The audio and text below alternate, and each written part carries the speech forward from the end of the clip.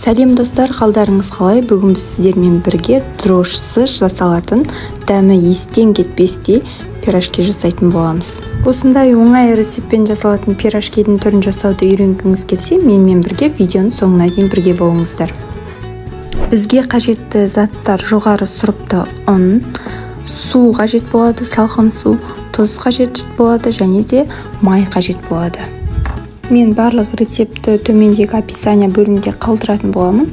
Алдымен өзімізге қажетті майды осылайынан ұсақтап турап аламыз, немесе үкіштен өткізулеріңізге де болады.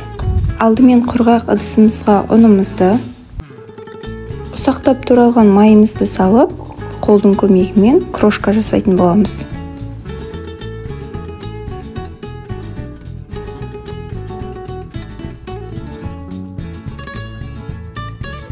Неке біздің ұнымызда майымыз толықтай еріді, енді оның үстінен тұзымызды, суымызды құйып, жақсылап қамыр елейтін боламыз.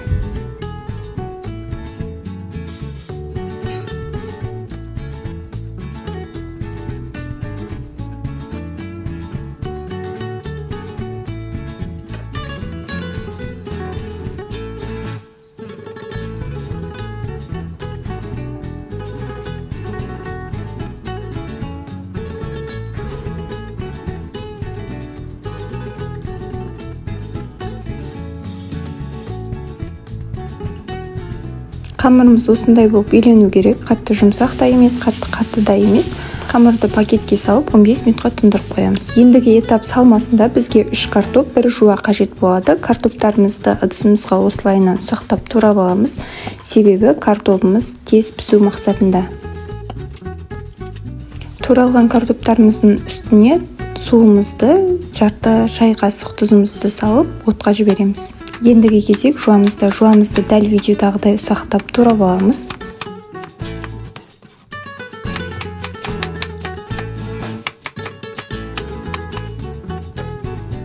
Табамызға майды құямыз. Мен гхи майын пайдаландым. 1,5 ас қасық гхи майын құйып аламыз. Жай сұйық май қолдансаңыздар да болады. Жаңағы ұсақтап туралған жуамызды, тұзымызды салып, жақсылап араластырып, бетін жауып, баяу отта қуырамыз.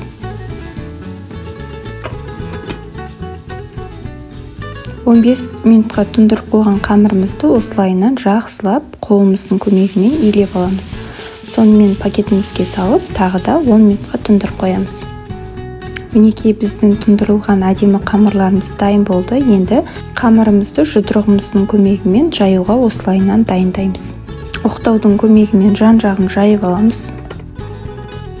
Мінекей біздің әдемі жұқа болып жайылған қамырларымыз дайын болды. Дәл мантының қамырын кескендегідей осылайынан дәл видеодағыдай етіп кесіп аламыз.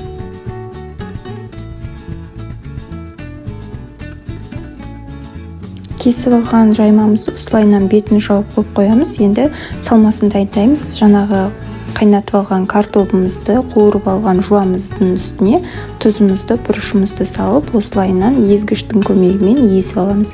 Мінекей бізде осындай пюре сияқты салма дайын болды. Енді кесіп алған жаймамызды видеодағыдай етіп реттеп шығамыз.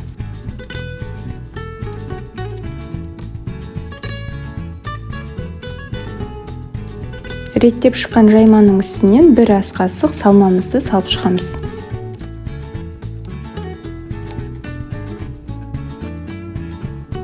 Ендігі кезек пирожкилерімізді түйіп аламыз. Осылайынан вилканың көмегімен түйеміз. Қолмен түйгеннен вилкамен түйген өте ыңғайлы болып келеді. Мінекей біздің вилкамен түйілген әдемі пирожкилеріміз дайын болды.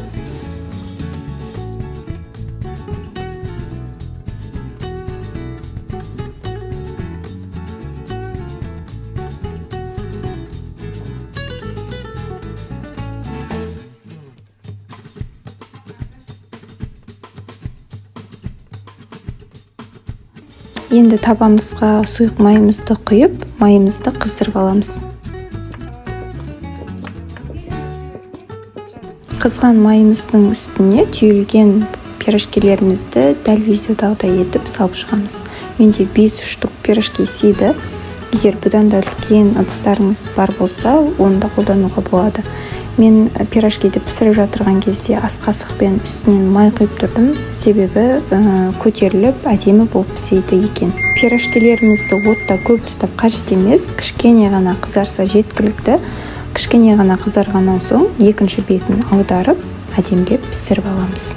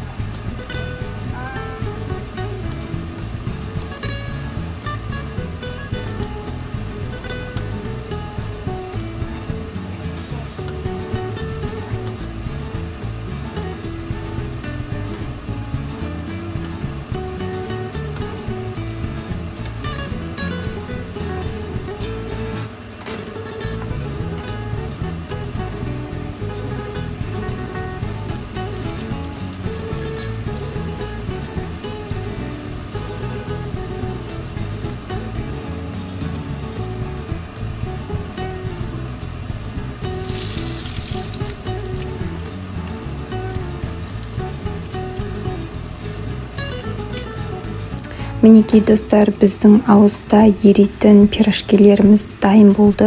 Оңай рецептпен жасалынады. Сіздерге де жасап көруге кеңес беремін. Менімен бірге видеоның соңына дейін болғандарыңызға рахмет. Сіздермен бірге болған Сандуғаш.